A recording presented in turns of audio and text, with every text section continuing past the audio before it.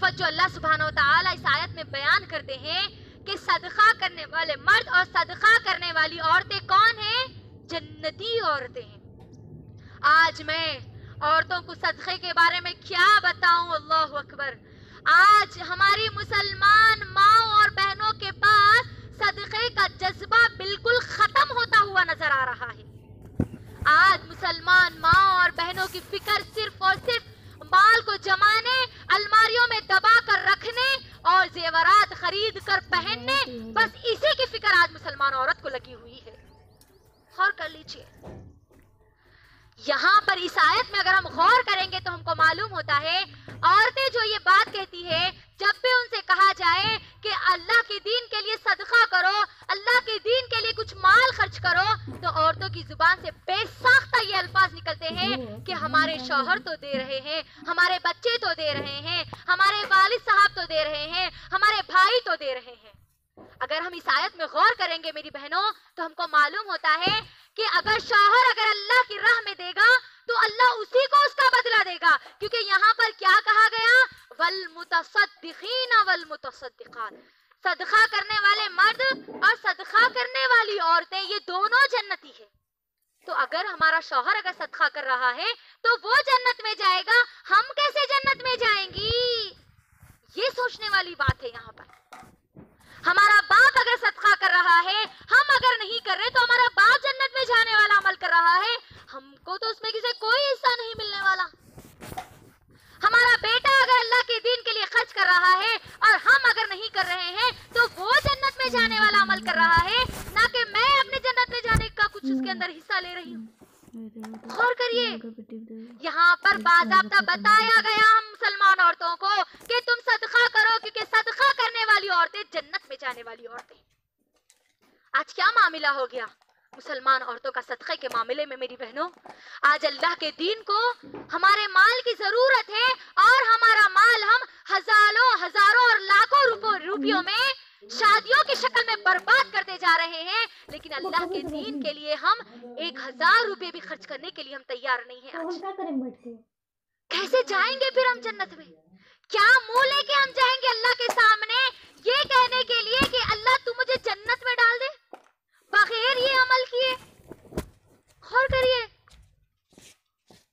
آج ہمارے پاس نہیں ہو رہا ہے۔ اگر کسی اللہ کے دین کے لیے خرچ کرنے کے لیے اگر کسی کو کہا جائے کہ دیکھو فلاں جگہ پر اللہ کے دین کے لیے ضرورت ہے، تم وہاں پر مال خرچ کرو، تم وہاں پر دو، تو وہاں پر ہمارے جیب سے 1 روپیہ بھی نہیں نکلتا، لیکن ہم ہماری بیٹی کی شادی میں یا بیٹے کی شادی میں 10,000 20,000 50,000 1 لاکھ کا جوڑا ہم ضرور خریدتے ہیں، جو صرف 1 دن کے لیے ہوتا ہے، صرف 1 دن کے لیے، 1 دن کے جشن کے لیے، 1 دن کی خوشی کے لیے ہم لاکھوں روپے تو خرچ کر سکتے ہیں میری بہنوں، لیکن وہ ہمیشہ ہمیشہ کی رہنے والی جنت کے لیے ہم مہینہ 1000 روپے نہیں دے سکتے۔ غور کریے، ہم دنیا کی زندگی کو بچانے کے لیے اگر کسی کو بی پی ہو جائے، اگر کسی کو شوگر ہو جائے تو وہ ہر مہینہ اپنی بیماری کے لیے گولیاں منگانے کے لیے، ٹیبلٹس منگانے کے لیے پیسے ضرور الگ رکھتے ہیں، لیکن اس آخرت کی زندگی کو بنانے کے لیے، اس جنت کو حاصل کرنے کے لیے، جنتی صفت، جنت میں جانے والی عورتوں کی صفت اپنے اندر پیدا کرنے کے لیے ہر مہینہ اسی طریقے سے وہ اللہ کے دین کے لیے خرچ نہیں کرتی۔ غور کر لیجیے آپ، کیا ہو گیا ہے آج ہم کو؟ آج ہم صدقے میں بہت زیادہ پیچھے ہو چکی ہے میری بہنوں، اور ہم کو یہ بات معلوم ہونا چاہیے، نبی کریم صلی اللہ علیہ وسلم نے کئی احادیث کے ذریعے ہم کو بتلا دیا کہ جہنم میں سب سے زیادہ تعداد اگر کسی کی ہے تو وہ عورتوں کی ہے۔ یہاں پر ہم کو اور زیادہ اللہ سے ڈرنے کی ضرورت ہے، اور زیادہ صدقہ و خیرات کرنے کی ضرورت ہے، تاکہ ہم جہنم سے بچ جائے اور جنت میں چلی جائے۔ اللہ کے نبی نے یہاں کیا کہا؟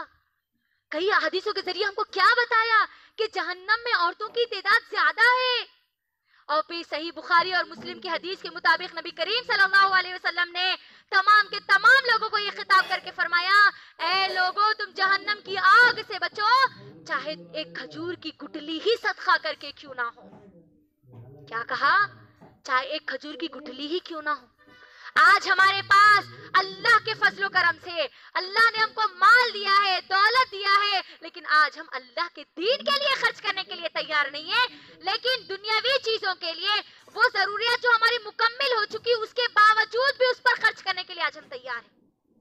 غور کریے، شادیوں میں آج جو خرچ کیا جا رہا ہے میری بہنوں، اگر شادیوں میں خرچ جو مال خرچ کرتے ہیں اس میں سے کم آدھا حصہ بھی اگر اللہ کے دین کے لیے دیتے تو آج لوگوں کو اللہ کے دین کے لیے پیسے مانگنے کی ضرورت نہیں پڑتی۔ یہ صدقہ کرنے والی عورتیں اگر ہم بنتی تو لوگوں کو بولنے کی ضرورت نہیں پڑتی کہ آپ اللہ کے دین کے لیے مال دو۔ آج اللہ کے دین کو مال کی ضرورت ہے آپ کی۔ آج ہم نہیں بن رہی صدقہ کرنے والی عورتیں، آج ہم ہمارے اندر جنت میں جانے والی صفت پیدا نہیں کر رہی۔ اگر ہم ہمارے اندر یہ صفت پیدا نہیں کریں گے میری بہنوں تو کیسے ہم جنت کا خواب دیکھ سکتے ہیں؟ کیسے ہم ہمارے اس سپنے کو پورا کریں گے جنت میں جانے کا، جنت کی ان نعمتوں سے لطف اندوز ہونے کا، جنت کی وہ مہمانی کا، جنت میں اللہ کا دیدار کرنے کا؟